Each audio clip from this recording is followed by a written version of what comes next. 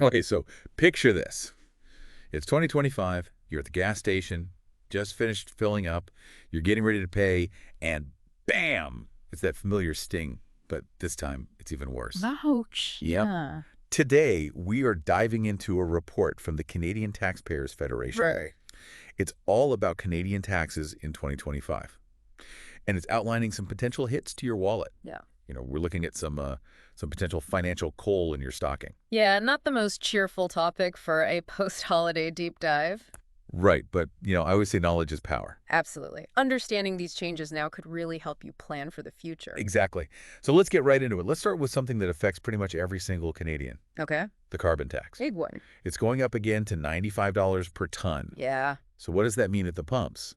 That's an extra 21 cents per liter for gas, 25 cents for diesel, and 18 cents per cubic meter for natural gas. Right.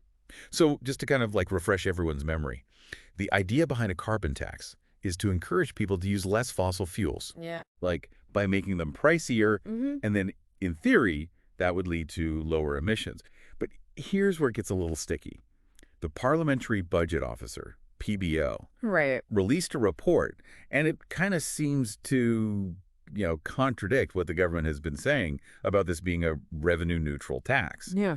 So Yeah. help me out here. What's the discrepancy? Are we actually going to be paying more even with these rebates that we keep hearing about? Well, yeah, that's exactly the issue. The PBO basically found that for most households, those costs, at the pump and stuff, are actually going to be more than the rebates that they're getting back. Oh, wow. And, looking back to 2024, the Canadian Taxpayers Federation actually calculated that the average family paid, get this, like $399 more than they got back in rebates. So it's not just like a few bucks here and there. No, it's a significant amount. So if it's not truly revenue neutral, where's that extra money actually going? Well, and that's a question a lot of people are asking.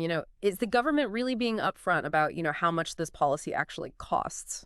That's something to think about, right? Yeah, for sure. It's a big question. Okay, so moving on. Let's go from the gas pump to, our paychecks, because there's another potential hit coming.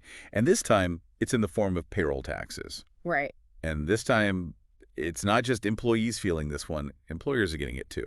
Yeah, for sure. So for those earning, over $64,000 a year, there's this increase to that federal income-based payroll tax. Okay. We're looking at an extra, $355 to $403, depending on your income. Okay. Hold on, though. It's not just income tax, right? I feel like I remember hearing something about CPP and EI going up too.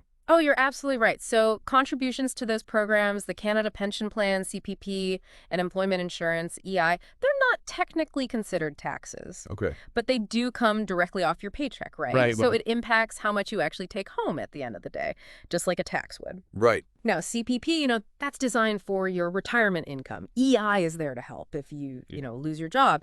So the increase in those contributions, that's all meant to, kind of strengthen these programs, right, for the future. So even though, technically it's not a tax, it still feels like less money in my pocket. Exactly. It all adds up. Yeah, it really does. And that's the crucial point here. It's the combined effect of all these increases that really matters. It's not just one thing. Right. It's like the whole... It's everything all at once. The collective impact on your overall budget. Exactly. Okay. On that cheerful note, let's move on to something a little more fun, shall we? Ooh. Maybe not. Looks like even our happy hour drinks are getting hit with a tax increase. Yeah, unfortunately. So starting April 1st, we're looking at a 2% increase in the federal excise tax on alcohol. And this is, on top of what is already a pretty significant tax. That tax makes up, get this, almost half the cost of your beer, your wine, your spirits. Wait, almost half of the price is tax. Yeah. So essentially, the government's getting a bigger sip of my drink than I am. Essentially, yes. Wow.